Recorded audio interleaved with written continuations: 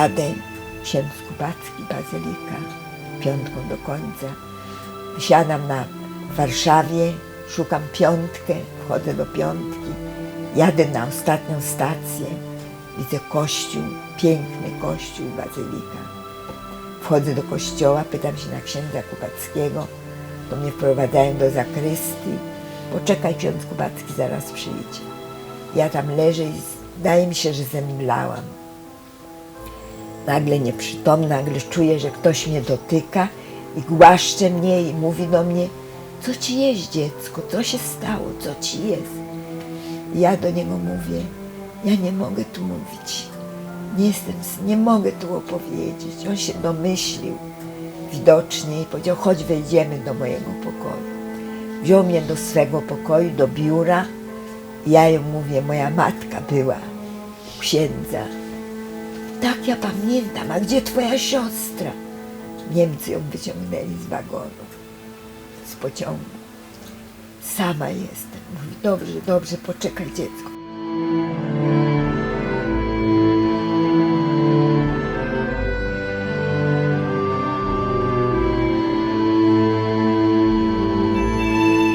Nie mam gdzie iść, nie mam z czego żyć, nie mam co robić, nie mam dokąd iść. To ta Majewska, ta pani mówi: wiesz, ja ci powiem, dokąd iść. Idź do siostry Bernardy. To jest tu na Wroniej, klasztor Magdalenek. Powiedz, że ty potrzebujesz do siostry Bernardy. Ona ci pomoże. I poszłam do siostry Bernardy i rzeczywiście od razu weszłam do niej. Ona od razu wiedziała, o co chodzi i ona mnie posłała do klasztoru na ulicy Freta 10 i tam byłam 2 miesiące. Zabili ją Niemcy. Krótko po tym, pewnie, nie wiem dokładnie kiedy, ale ja parę miesięcy potem szukałam jej, to z przerażeniem: nie ma siostry Bernardy, nie ma. Poszłam tam do tego klasztoru na Wroni. Nie ma. I później się dowiedziałam, że ktoś ją wydał.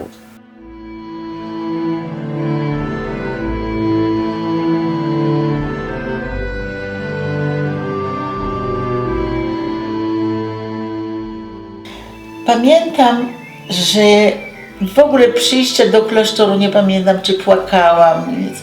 Byłam posłusznym dzieckiem, bo byłam po getcie już. Wiedziałam, że trzeba milczeć, czy nie wolno prosić o jedzenie.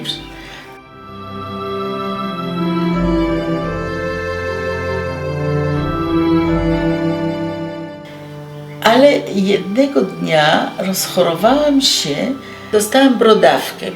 I ta brodawka stworzyła zakażenie krwi. I nagle ona tak zawsze pielęgnowała mnie, patrzyła, wiedziała, że tutaj idzie taki pasek tego i ona bierze mnie do szpitala. Dźwiga mnie na rękach do tego szpitala. To był jeden wypadek, jak ona mnie uratowała. A później był taki wypadek, że na tej werandzie, to była taka sama weranda jak tutaj, ze szkła, tylko troszeczkę większa taka. I na tej werandzie zakonnice trzymały jajka w takich koszach, plecionych koszach ze słony. I do tego klasztoru przychodzili Niemcy, żeby zabrać świnie i kury. To wszystko, co te kobiety hodowały. I jajka. I zawsze jak Niemcy mieli przyjść, to mnie prędko zabierali do tej piwnicy. I jednego dnia ja jestem na podwórku i wychodzą tam Niemcy i ja już nie mogę uciekać nigdzie. I stoją 2 zakonnice i one prędko wyjęły te jajka i wsadziły mnie do tego kosza i przykryły mnie słomą i jajkami. Wchodzą Niemcy. Ja słyszę, że on był taki w złamanej polszczyźnie, chce wziąć ten kosz. I ta zakonnica mówi mu: posłuchaj, nie bierz tego kosza, dlatego że jest tyle dzieci u nas chorych. Weź ten kosz z tymi jajkami drugimi i my ci przyślemy jeszcze jeden kosz, jak tylko zbierzemy te jajka. I on tak waha się niby i biorą ten kosz, ten drugi, i odchodzą i kury wzięli tam jeszcze inne rzeczy, a one, te siostry, te pielęgniarki nawet nie czekają, aż oni odejdą, wyciągnęli mnie z tego kosza i złamali te jajka niektóre.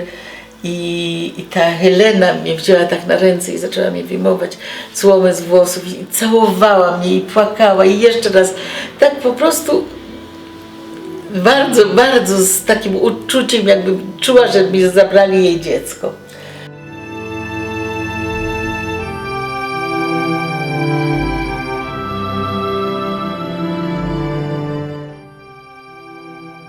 No, w Urszułankach były same dziewczynki i małe dziewczynki. Były dziewczynki polskie, żydowskie i węgierskie. Takie do 3 lat. Tam są zdjęcia, tam są dokumenty. No po prostu zakonnice brały te dzieci, kto przynosił.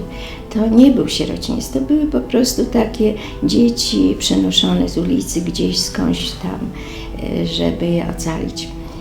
Ja zostałam przyniesiona z karteczką i to była moja tożsamość. Ale wiem, że nie były sporządzane żadne dokumenty, dlatego że zakonnice się bardzo bały, bo Niemcy rezydowali w pałacu Peżotów obok i po przeciwnej stronie ulicy i bardzo często wpadali do klasztoru i pytali o żydowskie dzieci. A siostra przełożona, siostra Jadwiga znała perfekcyjnie język niemiecki i ona sobie radziła z nimi. Ona mówiła, nie ma żydowskich dzieci. Ale proszę sobie wyobrazić, że co by się stało i był taki incydent, była taka sytuacja w klasztorze, że została zaszczelona zakonnica z żydowską dziewczynką.